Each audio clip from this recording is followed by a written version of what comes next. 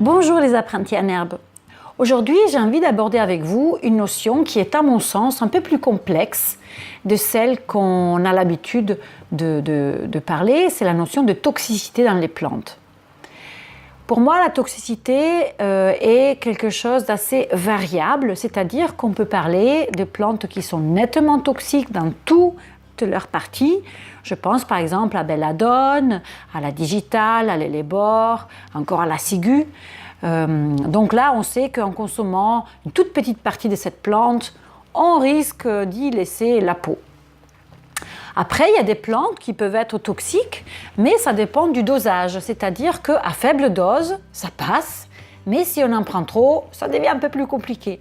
Par exemple, c'est le cas des amandes amères qui ont l'acide cyanuridique, qui est un élément. Donc, si on consomme, pour vous donner un exemple, 40 amandes amères, on peut risquer la mort. Par contre, si on en consomme 2 ou 3, on n'aura pas des troubles. Et également, l'acide cyanuridique serait évacué par les côtes. Donc, il n'a pas un effet cumulatif. Puis, il y a la notion aussi de toxicité en fonction de la partie de la plante qu'on va consommer. Donc, une plante peut avoir certaines parties toxiques et d'autres parties comestibles, ou elles peuvent avoir aussi des parties qui deviennent comestibles à la cuisson.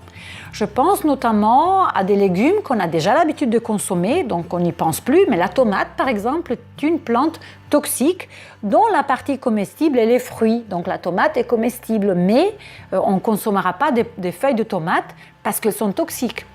Je pense aussi par exemple à la pomme de terre, autre légume que nous avons l'habitude de consommer, qui est toxique lorsqu'elle est crue et qui devient comestible lorsqu'elle est cuisinée. Côté sauvage, on pourrait parler par exemple des glands du chêne qui sont très riches en tanins. Les tanins sont hydrosolubles, donc une fois qu'on a évacué les tanins du gland, on peut tout à fait s'en servir pour faire la base d'une préparation comme un pâté végétal. Mais on a besoin d'éliminer les tanins, autrement on a de la toxicité, donc c'est dangereux pour le corps.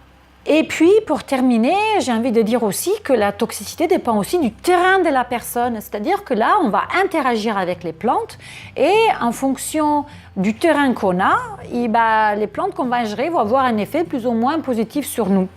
Par exemple, je pense aux personnes qui ont des troubles rénaux, hépatiques, des problèmes de calculs rénaux, des problèmes d'arthrite ou de rhumatisme.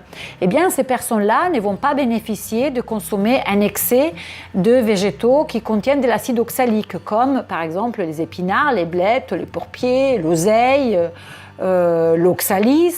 Toutes ces plantes-là qui sont riches en acide oxalique, elles vont venir aggraver une situation déjà présente. Donc pour moi aussi, ça peut être pris en compte lorsqu'on parle de toxicité. Il ne faut pas oublier que nous sommes une soupe chimique, que lorsque nous allons ingérer des plantes, des médicaments, de l'homéopathie, nous amenons aussi de la chimie et tous ces éléments-là vont interagir et souvent on ne sait pas comment. Je pense aujourd'hui qu'une bonne façon de s'y prendre, c'est de consommer un tout petit peu de plein de choses, rien à l'excès. Bien évidemment, pas un petit peu de ciguë, celle-là on l'évite. Voilà, c'est la fin de cette vidéo. Mettez-moi dans les commentaires ce que vous en pensez, quel est votre ressenti par rapport à la notion de toxicité, comment vous vous y prenez. Et puis, je vous dis à bientôt pour une prochaine vidéo.